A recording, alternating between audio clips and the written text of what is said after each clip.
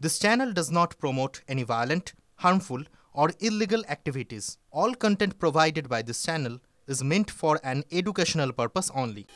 16 বছরের শাসন রাতারাতি গদি উল্টেছে হাসিনা সরকারের। গণ আন্দোলনের মুখে পড়ে পতন হয়েছে আওয়ামী লীগ সরকারের। প্রধানমন্ত্রী পদ থেকে ইস্তফা দিয়ে দেশ ছাড়তে বাধ্য হয়েছেন শেখ হাসিনা। বাংলাদেশে এই গণ অভ্যুত্থানের পিছনে মস্তিষ্ক কারা ছিল তা বিশ্ব মঞ্চে তুলে ধরলেন বাংলাদেশের অন্তর্বর্তী সরকারের প্রধান মোহাম্মদ ইউনূস। রাষ্ট্রপুঞ্জের সাধারণ সভায় যোগ দিতে নিউ ইয়র্কে গিয়েছেন মোহাম্মদ ইউনূস।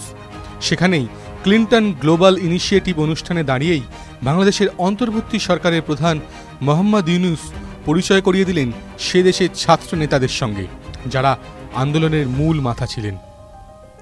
বিল ক্লিন্টন মঞ্চে দাঁড়িয়ে মোহাম্মদ ইউনূস বলেন, ওদের বক্তব্য গোটা দেশকে নাড়িয়ে দিয়েছিল। ওদের একাগ্রতা, প্রতিশ্রুতিবদ্ধতা সকলকে নাড়িয়ে দিয়েছিল। আন্দোলনকারী পড়ুয়ারা নিজেদের জীবনের ঝুঁকি নিয়ে লড়াই চালিয়েছিল। কোনোভাবে আন্দোলন থেকে পিছু হটেনি ওরা।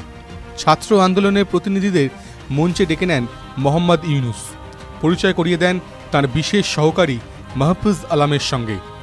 তাকেই বাংলাদেশের গণ আন্দোলনের পিছনের মূল মস্তিষ্ক হিসেবে পরিচয় করিয়ে দেন তিনি। ইউনূস বলেন, ও বারবার অস্বীকার করে, ও বলে যে আমি নই, এই আন্দোলনের পিছনে অনেকে রয়েছে, তবে এটাই ওর পরিচয়। গোটা বিষয়ের পিছনে মস্তিষ্ক ছিল ওঁরই। মোহাম্মদ ইউনূস বলেন, এই আন্দোলন একদিনের ক্ষোভের বিস্ফোরণ নয়, বরং পরিকল্পিত ও সুশৃঙ্খল আন্দোলন ছিল এটা। এমনভাবেই আন্দোলনের ব্যবস্থা করা হয়েছিল যে কোনো নেতা যাতে একা না পড়ে যান, গ্রেফতার না হন।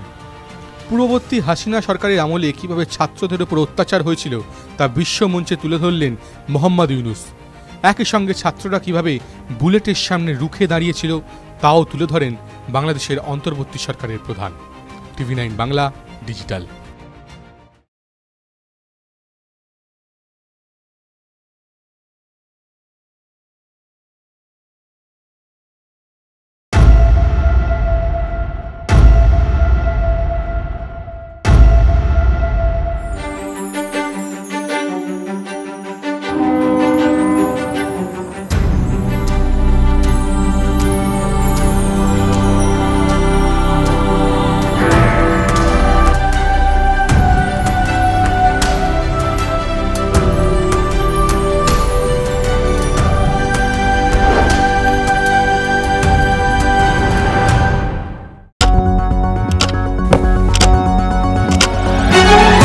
রাজনীতি শুধুই কি রাজার নীতি?